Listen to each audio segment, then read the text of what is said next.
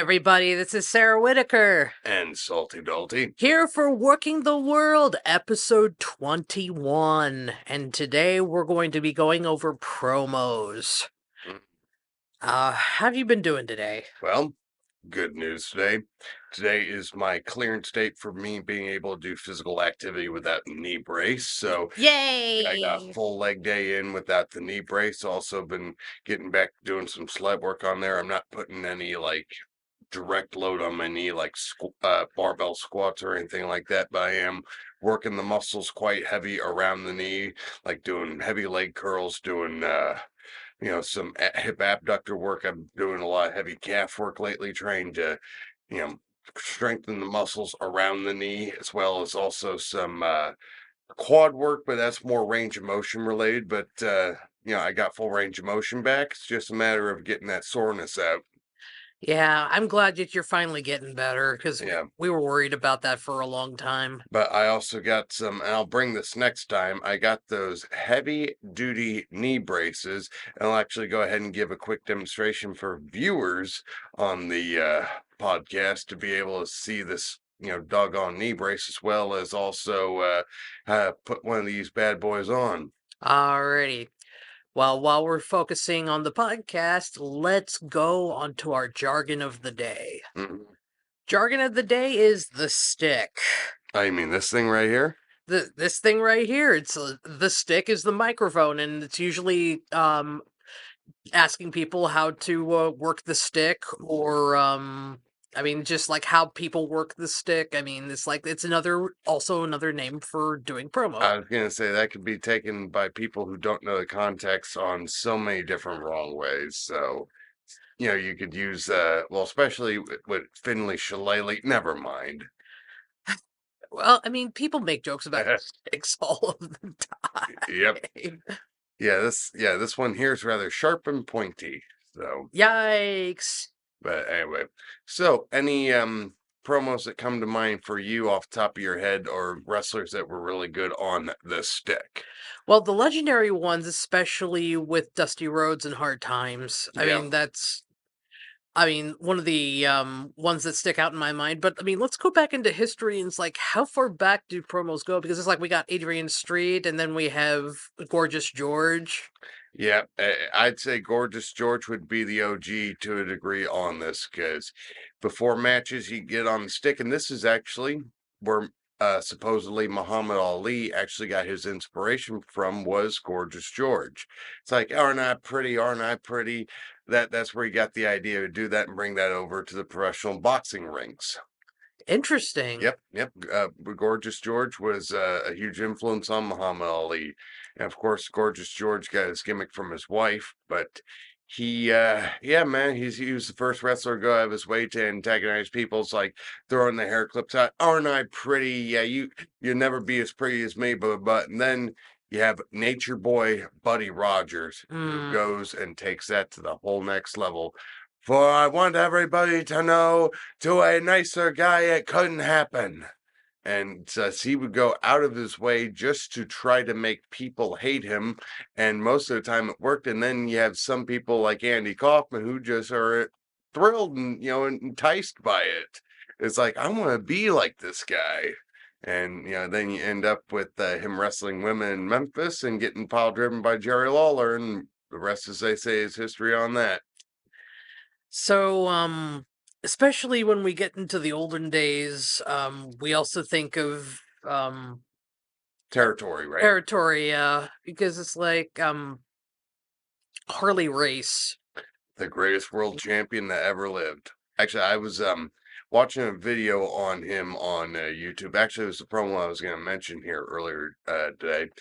And somebody left a comment on there. It's like, when Harley Race left home to become a professional wrestler, he looked at his dad, patted him on the shoulder, and told him, "You're the man of the house now."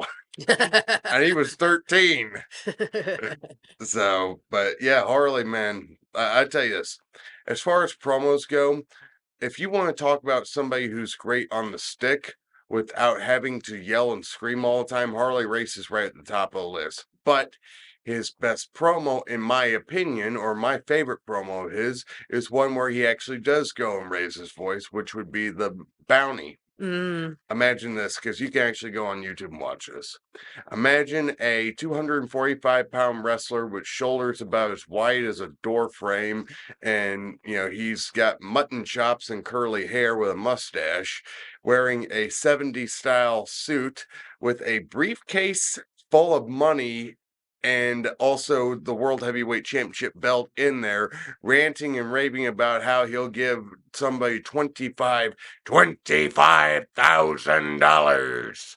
It's easier for me to do, especially because actually Harley was raised in the same part of the country as my sister where she lives right now. So it's kind of, I just gotta talk. Well, I actually do kind of talk like her, but I was gonna say $25,000, going and wanting somebody to go and get Ric Flair out of the sport because he wants his World Heavyweight Championship back because Harley won his 7th world title from Flair, and Flair wants to have it back.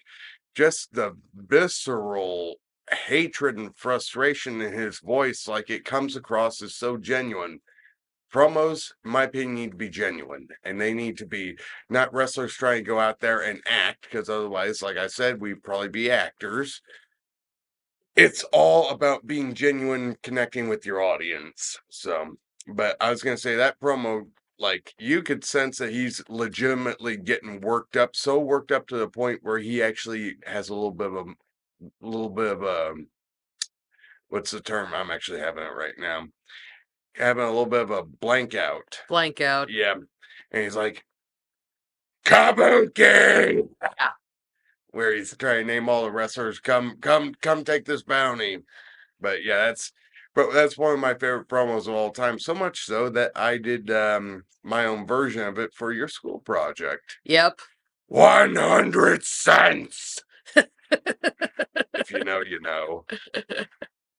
Well, I mean, it turned out okay. I mean, it was Turned out okay. I think I've never got a better promo than that.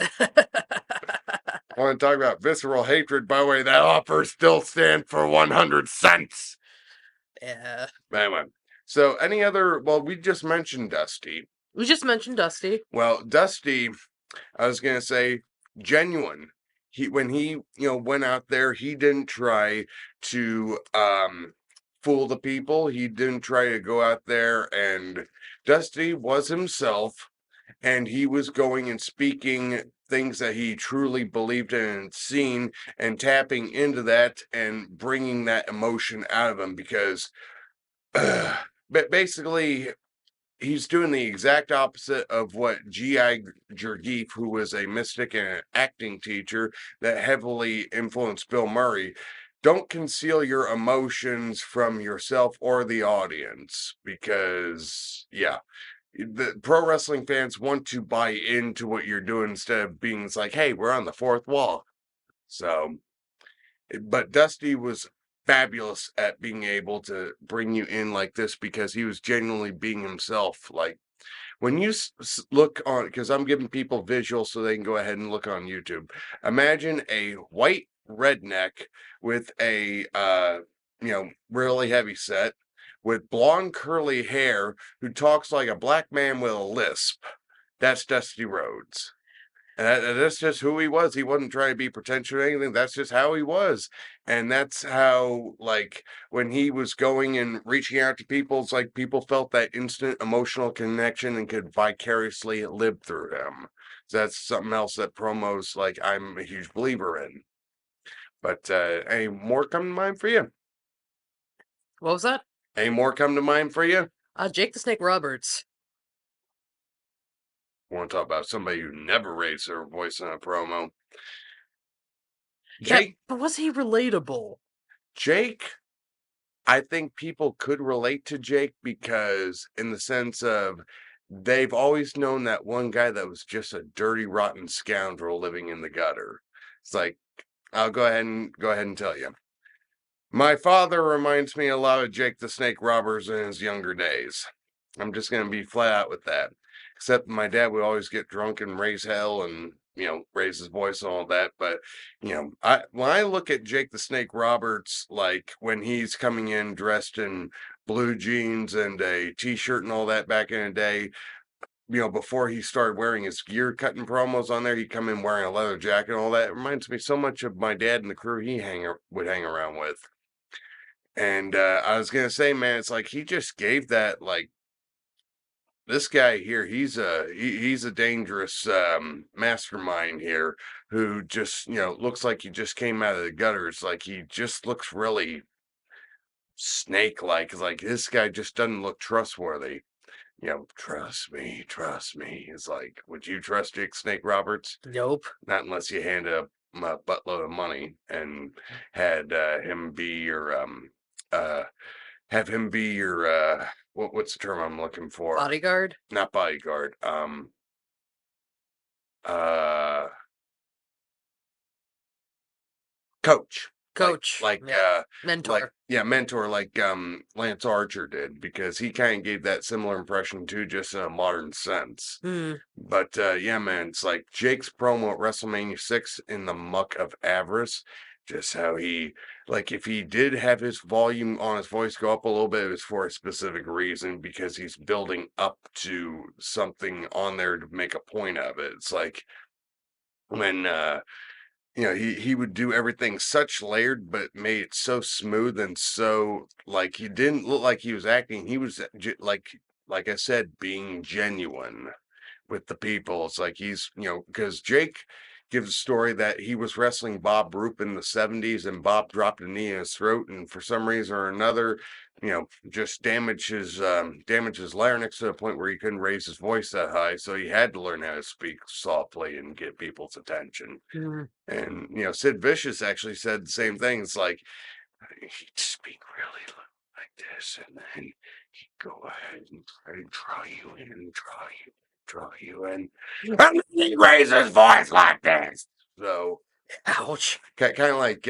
Randy Savage would do the same thing too. It's like Randy Savage was cup of coffee in the big time. Yeah, it's like this guy here. He just looks like he's about ready to burst. He looks like he's about ready to burst. I tell you this, I got a cup of coffee right here. Cup of coffee in the big time. So it's like there's like reel him. It's kind of like going fishing in a way. With that reeling, gotcha. Now,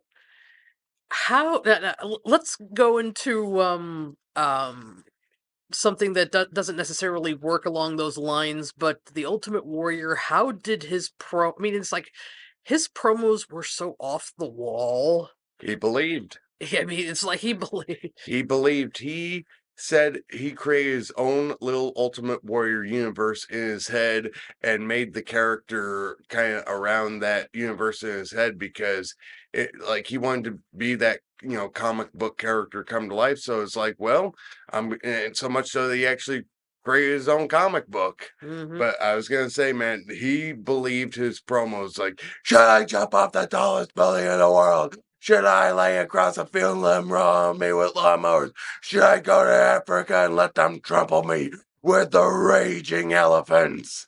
It's like, because he's actually seeking out advice on how to prepare for a match. I'm like, well, if any of those things happen to you, I think you should be okay in the match compared to the punishment you go through with that stuff. Hmm. But because Bruce Pritchard said it best, I think. I think Hulk Hogan was a little bit easier to sell and market at that point, because he would speak about the the American dream, saying your prayers, eating your vitamins, training real hard, all that, and being a true American. That kind of gets you worked up, gets you motivated, something you can relate to and all that, especially when he was going against the dastardly foreign heels. Ooh. But yes, beat Iron Sheik, Nikolai Volkov, Andre the Giant, Kamala, all those dastardly foreign heels. And, use like, if you're with me, you're with the US of A, brother. So, brother. But I was going to say, but Hogan would always, because truth be told, I think Hogan cut better promos a little bit earlier in his career when he was in AWA, Mm. because he kind of learned his jive in AWA from Vern. Because Vern, from what I understand, was really good about bringing the best out of people. And plus, he only worked 4 days a week in Minneapolis, and the territory was very spread out. So a lot of times you flew. Gives you a lot of time to be able to think about what you're going to say, what you're going to do, how you're going to get yourself over, and be able to process that instead of going night after night after night after night after night, not being able to take a middle break and be able to sit and think because you were always go, go, go, go, go. Minneapolis was a little bit different in that regard. So, and plus, he also made a buttload of money there. So, because the territory was usually doing well before, Vince took over the world, but I digress on that. But I was gonna say, any other promos that come to mind or guys on the stick? The Spirit of the Undertaker. That promo. Yeah, Well, that goes to show you how smoke and mirrors could go ahead and yeah. do wonders with the production quality, especially that they had at the time. But what about that promo really stood out about you? Well, just it was his last dying breath. Mm, I mean, from at least from the Grey Glove era, and it's like explaining how the Undertaker works. I mean, as he lies defeated, because this was the first time he's really known defeat in several years, mm-hmm. and it's just a special time where you get to hear not his grief, but it's like, you guys didn't kill me. It's like, oh no, you guys didn't. No, you guys killed me, but I'm gonna be back as a zombie. So, because that was when he went from being the Undertaker to the Dead Man. That was kind of, going there so he could go ahead and kind of bring some color back. And of course, he went and tatted his arms up all the way at that point. So he really looked like he was really dead at that point. So, Well, I mean, let's also talk about how managers help with promos, because I mean, Bobby a Brain. Bobby the Brain and Paul Bearer, but Bobby the Brain was the first one. Yep. Well, I was gonna say I wouldn't necessarily say Bobby the Brain was the first one, but he probably was the best one. Yes. As I was saying, how many people did Bobby Heenan manage? How many thousands? It's like for sure. If I would have gotten in the business earlier, I could have gotten managed by Bobby the Brain. Probably could have gotten screwed by him too. Mhm. But I was gonna say Heenan just had that gift of gab naturally, and a lot of times back in the olden days, and they still do a little bit today, if you couldn't really talk that well, they would usually put you with a manager that could, do the talking for you and just sit in the background, look menacing, maybe get one line in. But then again, some people would actually get put with a manager. It actually would enhance them because if they could already talk anyway, because they have somebody they could interact with and bounce off of. Because I think Bobby had his best chemistry probably with Kurt Hennig. Mm, Because I tell you this, Bobby knew Kurt from the time he was a little boy because he knew Kurt's dad really well, Larry the Axe Hennig. Henning. And Kurt had grown up in the business. He understood the business and he understood that Heen was there to get him over and present him as not to take away from him, but to add to him, like make him seem a little bit more special, like more of a handler and, somebody that's, keeping him high, making him seem more high maintenance, adding to like, oh, this guy must really be something. He must really be perfect. So, because that's, I mean, I know they had the genius with him at one point, and then they went with the Heenan, I believe. I thought he was the best with Heenan, but also, Heenan also managed some guys that weren't necessarily the best fit for him, like the missing link. So yeah, I don't have to digress on that. Yikes. Did you ever hear this story? I didn't hear this story All right, before. here's the story because this is like second night in the territory together, and Link, of course, went and painted his face. He had a really bad haircut, rest his soul. But I was gonna say he went to Bobby and said, "Hey, when's your flight leaving tomorrow?" It's like I think at 9. Like, well, like, hey, if you can go ahead and pick me up at about 8:45 and get my boarding pass, that'd be fine. Like, what are you talking about? It's like, well, my gimmick, I can't talk. It's like, dude, I'm your manager for only 20 minutes a night. I'm not actually gonna babysit you. It's like, go ahead and do. It's like, but my gimmick. It's like, oh, just you'll fit in. This is New York. Yep, a lot of people have a bad haircut here. Just blend in, you'll be fine. So yeah, this wasn't the best fit for just wasn't the best fit for him. He would have been good with Gary Hart though. Mhm. But other managers that you thought were good promos for the business. Oh, Brother Love had his own show as well as uh being able to manage people and stuff like that, and just Bruce Pritchard really put some soul into that character. Put some heart and soul and a lot of love.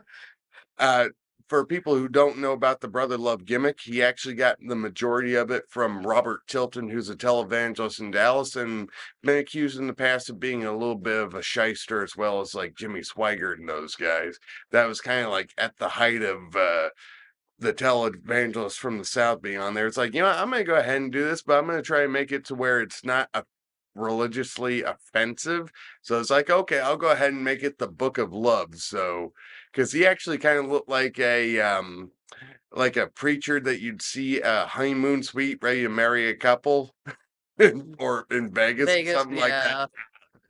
But of course, we can't talk about managers that can talk without talking about Paul Heyman, Yes. because Brock Lesnar, not the greatest talker in the world. We already know that. Hmm. Paul Heyman probably ranks up there on equal terms with Bobby the Brain Heyman. So much so, it's like somebody asked him about that recently, and he's like, "No, Heen's dead. I'm better." Like, you want to talk about being a heel? Ooh, Ooh. talk about being a heel. So, but nobody can. Because I was gonna say, if you put Heyman and Nick Bockwinkel together, I thought that would have been really good, because Heyman and Bockwinkel, with how many words that they know and how they can enunciate each word and make every single word mean something on there, those two would have been two peas in a pod. But at the same time, Heenan worked really good with Bockwinkel too, because Heenan would be the smart mouth of the two, and then Bockwinkel would be the aristocrat, a little bit more aristocratic, a little bit more like punctuative, I think would be the term. Like, punctuation wise, he knew how to, he knew his grammar more than just Kelsey, but I digress on that. Nobody popped for that one. Oh well. Well, we don't know if they'll pop or not. So they're probably popping as they're watching, so Popping open a can, it's like, when's this thing gonna be over with? But I digress. But like let's go ahead and go more into a little bit more of the Attitude Era, because promos changed there. yeah, What? Stone Cold. What? Stone Cold. What? Stone Cold. What? I'm not gonna do it again. Damn it. What? What? Are you deaf? Piper Okay. actually pulled that one time. We'll go back to him in just a second. So, but Stone Cold, life imitating art, art imitating life.